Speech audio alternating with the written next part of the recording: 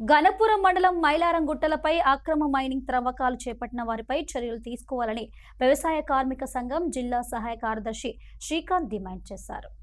శనివారం గణపురం మండలంలోని మైలారం గుట్టపై మైనింగ్ జరుగుతున్న ప్రదేశాన్ని వారు సందర్శించారు.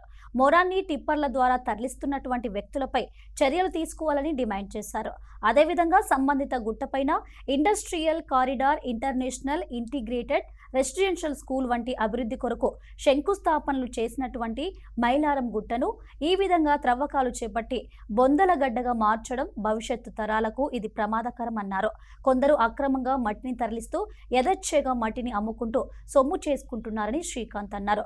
జయశంకర్ భూపాలపల్లి జిల్లా కలెక్టర్ గుట్టను వెంటనే పరిశీలించి ఇక్కడ జరుగుతున్న అక్రమ మైనింగ్ ను అడ్డుకట్ట వేయాలని, సంబంధిత వ్యక్తులపై చట్టరీత్యా చర్యలు తీసుకోవాలని ఈ సందర్భంగా శ్రీకాంత్ డిమాండ్ చేశారు.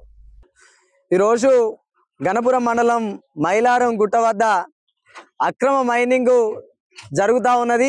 ఈరోజు ఈ కేంద్రాన్ని ఎమ్మెల్యే గారు, మంత్రులు ఇది ఇంటర్నేషనల్ ఇంటిగ్రేటెడ్ స్కూల్స్ కోసం, ఇండస్ట్రియల్ కారిడార్ కోసం ఈ ప్రాంతాన్ని పారిశ్రామికంగా అభివృద్ధి చేస్తాము అని చెప్పి ఈడ వాళ్ళు ప్రారంభిస్తాము అని చెప్పి మంత్రులతో సహా దీన్ని పర్యవేక్షించి ఈ స్థలానికి కొబ్బరికాయ కొట్టి మేము దీన్ని పారిశ్రామిక ప్రాంతంగా అభివృద్ధి చేస్తాము అన్న నేపథ్యంలో ఈడ అక్రమ మైనింగ్ కు ఎట్లా ప్రోత్సహించాల్సి వస్తుంది అని చెప్పి దీని వెనకాల ఎవరున్నారు అని చెప్పి సందర్భంగా మేము ప్రశ్నను సంధించదలుచుకున్నాం.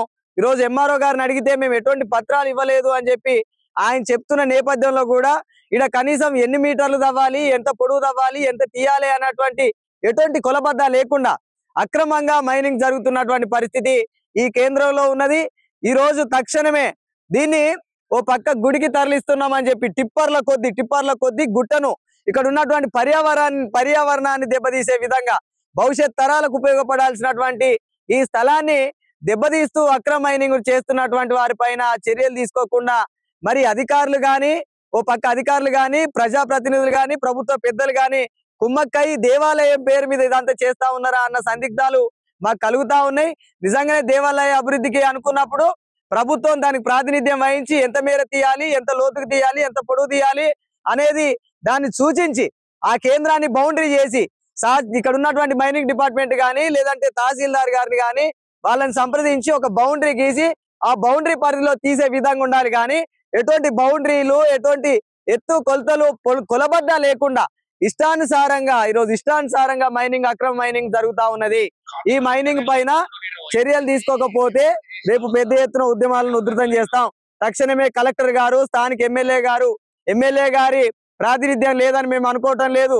ఎందుకు అనంటే ఎమ్మెల్యే గారికి ఇక్కడ జరుగుతున్నదన్న విషయం తెలియదు అని మేము అనుకోవటం లేదు.